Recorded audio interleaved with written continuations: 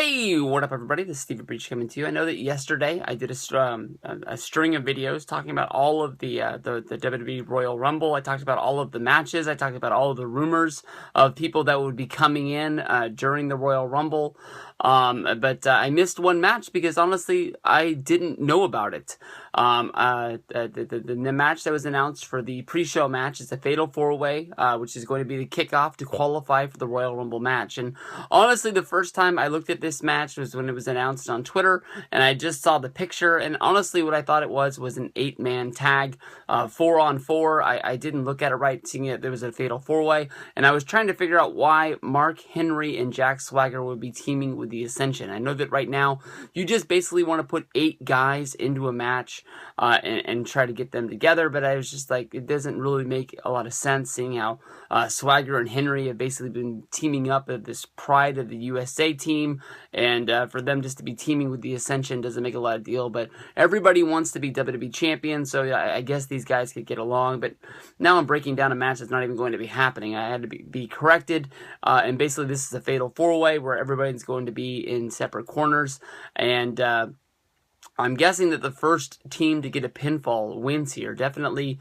you look at a team like the Ascension, who does a lot of work on superstars. I don't really think I've seen them on Raw lately at all. If I have, I've really missed them.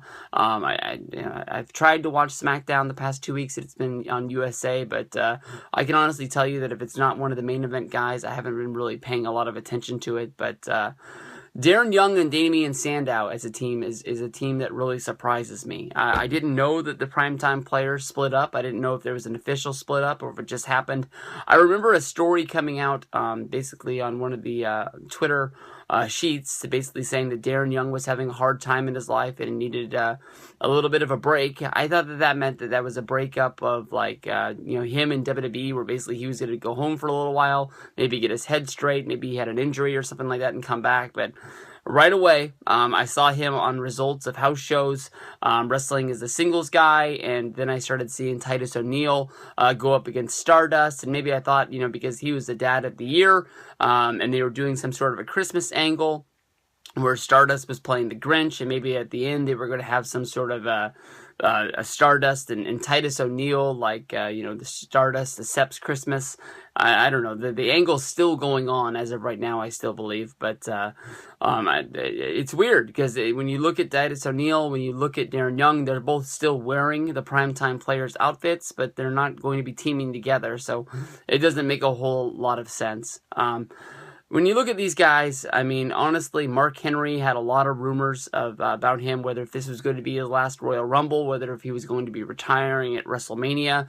There's lots of talk of him, waiting out his contract, and then when it's done, he's finally going to retire. He's even publicly came out and said that the last contract that he signed with Vince McMahon was going to be his last one, and he went in to basically tell Vince that he was walking away, and Vince McMahon talked him up to the point where he put the pen on the paper. And next thing he knows, he's walking out of there, and he's like, "What the hell did I just do? I went in there to quit, and now I'm re-signed and back up and ready for action." Honestly, in my mind, I think the Dudleys are the pick to win it in this match. I would love to see Swagger wrestle in a Royal Rumble. I would love to see Henry sort of start something to sort of finish strong in WWE. I know that he's been around forever. You got to be really proud of Henry and his WWE Championship run. But when it comes down to it, even though the Dudleys, they worked superstars last week, so it is what it is.